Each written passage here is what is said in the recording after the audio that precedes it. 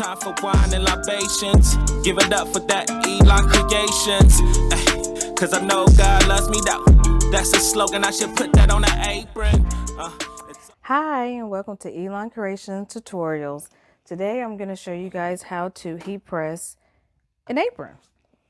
So the first thing I do, lint roller, I make sure all the lint, not just for simulation print, but you also need to make sure you have no lint as well when you're using vinyl. And then I press just for about 2 to 3 seconds just to get the moisture out, just like you would when you're pressing your t-shirts. Okay, I have my measuring tape so I can make sure on my aprons I do the same thing with my apron as I do with my t-shirts. I start 3 inches down from that top, and then that's where my design goes. I already have a design cut out and printed. Please see some of my previous videos, and I will attach one at the end of this video that will show you how to cut and weed out your design to get ready for heat press. So I place my design down.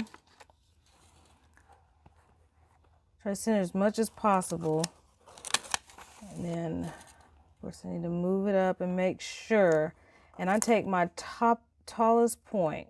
So I know the crown is my tallest point, and I want to start that at 3. Then what I do to make sure, I'm old school on this, to make sure everything is kind of evened out, I take my measuring tape and I measure the ends.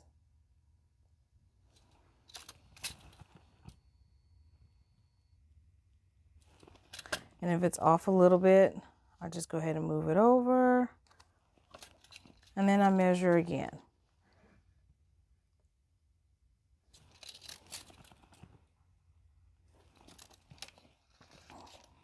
Okay, now that everything is measured, one tip I do want to let you guys know, if you're doing aprons, please make sure that any plastic pieces that are on the apron are out of the way of your heat press, or it will just melt. A little tip, make sure that's out of the way so it does not melt before you heat press. Next, I'm going to take my Teflon sheet and put it over my design before I heat press. I am going to press this for 7 seconds, and I am at 350 degrees as well. Okay, pull this to the side.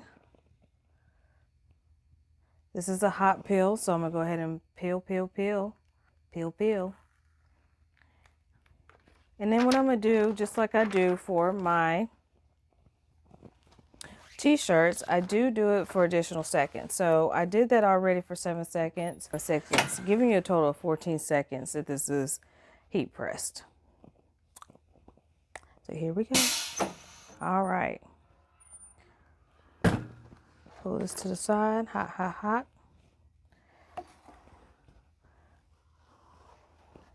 And the finished product. Pa-pow. Is that not cute? Well, I hope this video helped you with how to simply press a design onto an apron. Thank you for watching Elon Creations Tutorials. If you have any comments, please be sure to share those with me. I'll try to answer any questions. So be sure to like and share and subscribe to our channel for additional tutorials. Thank you for watching.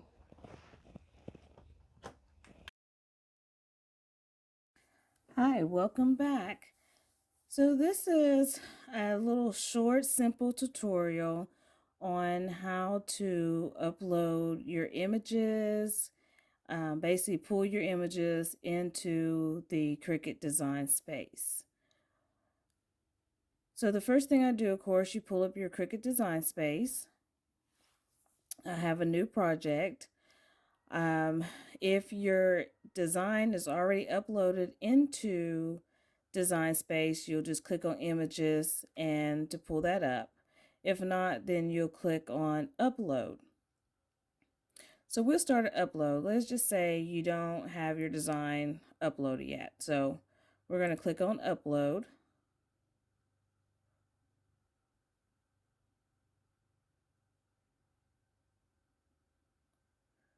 You're going to click on Upload Image, Browse.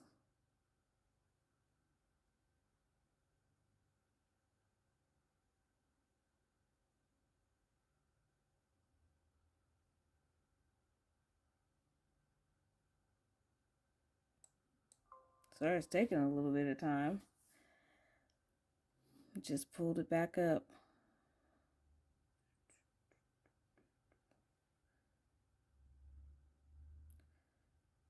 Okay, then I'm going to go to my location where I have my design saved.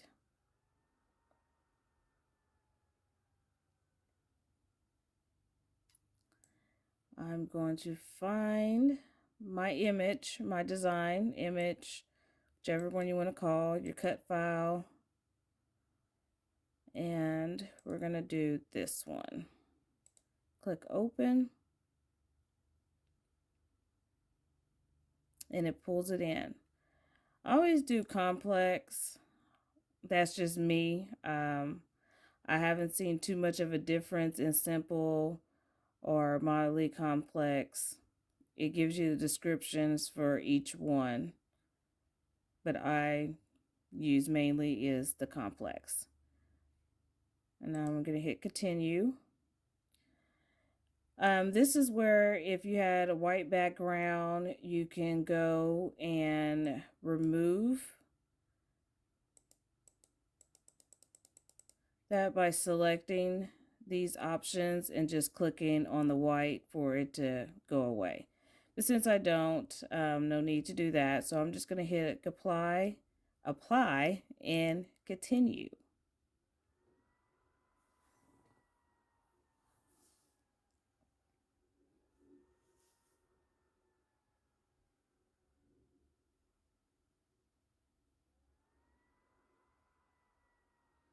Then it's going to take you to this screen, and you have the options of saving this as a cut image or saving it as a print then cut. If you're doing simulation printing, typically this is what you would do, is save it to print or cut. Or if you're printing something like on a card or so forth. But since we're using it as a cut image for our pot holder, we're going to save it as a cut image. Here you can save your image how you would like to save it. I am going to just say my kitchen.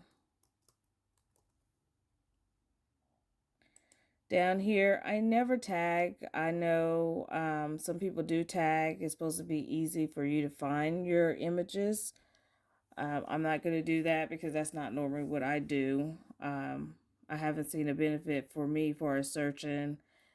Usually I can search, and if it's in my title, it'll pull up for me. So then I'm going to click upload. Then it uploads into your space. Okay, so say you've already uploaded, you started doing something else, and we're coming back to start a new project that we would like to work on. So in order to pull your image into your design space, you're going to click on Images, click on Browse All. I scroll down to Ownership, and I click on Upload It. This brings up everything I have uploaded into Cricut Design Space. And as you see, it does your most recent one. So here's my most recent. This is the one I would like to do. So I'm going to click on to select, and I'm going to click Add to Canvas. So now it's going to pull in to my design space. As you can see here, the image is way too big to cut. And as in the previous video, as I stated, the pot holder image size usually is about 5 to 4. 5 by 4. Let me say it that way. So I size mines a couple different ways. So when it's big like this, I just highlight. I'm just going to type in 5, enter, and as you can see, it sized it down to where I need it to be. And then you can adjust as well. So say this is still not where you want it to be. and I'm going off of these guidelines that they have for you as well. I'm going to take this, my cursor, and I'm just going to hold down and just drag to the size that I need it to be. And as previously, as I was telling you, typically the design fits perfect if it's 5:4. Sometimes you might have to adjust it to make it a little bit smaller, and depending on the design layout. So here is an example. This is going to actually be like 5 by little over 5. So another way you can size is the ratio lock button. You're just going to click on it to unlock it, and then you can just drag it how you want to, pull it over. I'm going to make it exactly a 5 by 5. That'll take up pretty much my whole pot holder size, but it'll look good. It'll fit just perfect. I'm going to lock this back so I won't accidentally resize it by mistake. And there you go.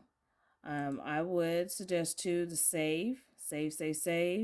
Sometimes you might click on something by mistake, and if that part is saved, you can always go back to what you previously sized and worked on, so you don't have to start all over again, especially on big projects or a little bit more detailed projects where you have those saved. Also now, Cricut has where you have collections where you can actually save your images, your designs, and a collection makes it easier for you to find your projects later on as well. After you get done sizing it to your product area that you're going to be using, you're going to click Make It.